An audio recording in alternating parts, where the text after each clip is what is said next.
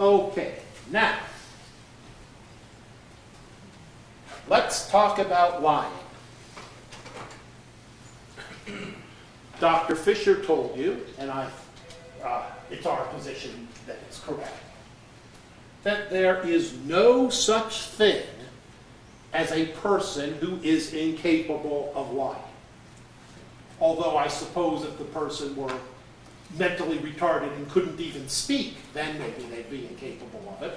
But assuming that they can speak, everyone's capable of it. And how do you know that? Well, you all have your own experiences in life. Have you ever met a person incapable of lying?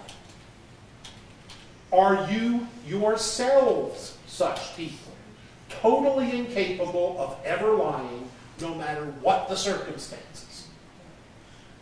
So, I think it's fair to say that by the time somebody reaches the ripe old age of myself or Mr. Allen, you members of the jury, even the most honest of us has told thousands of lies.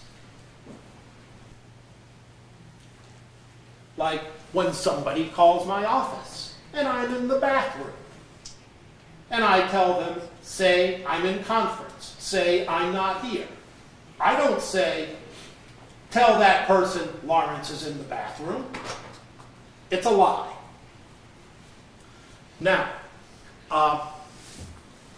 sometimes lies are right there on the surface, very easy to detect, and other times you have to do a little digging.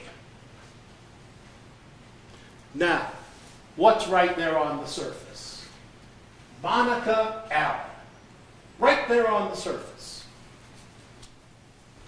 She is separated from Mr. Allen. Possibility of a divorce in the works? Possibly not. I asked her, do you have any expectation of financial gain if Ernest wins a large award of money? Do you know what she told you folks? She said no. Did any of you believe that testimony? Now, why would a person lie? Well, it is true. If a person can have something to gain and still tell the truth. Happens all the time. But the person may feel that others may believe that they're not being truthful if they admit that they have something to gain by lying. And therefore, the very act of covering that up is what proves the person to be a liar. It's just like President Nixon. He didn't get caught for Watergate. He got caught for trying to cover it up. Now, both Mrs. Allen and Mr. Allen went on and on before I asked the questions about how great this marriage was before August 9th, 2005. Yet, you will see, and I really want you to read these reports from Dr. Fisher, that Mr. Allen told him they had a very bad relationship. He feels hate towards his wife for being so lazy. She's judgmental, controlling, hostile, sarcastic, and threatening him with divorce. Very first session.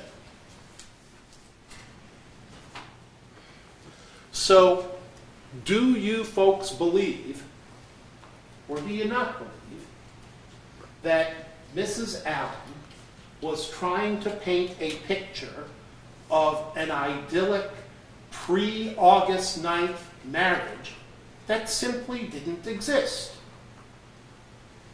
And if you believe that, then you have to ask yourself this question. Why? Why would she do that? And that gets back to the original question.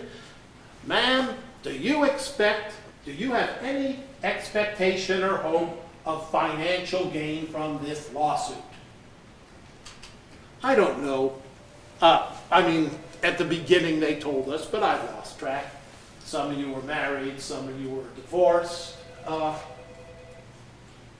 You really think that somebody who's considering a divorce would not even have, even in the back of their mind, the possibility that they might get some money from this lawsuit?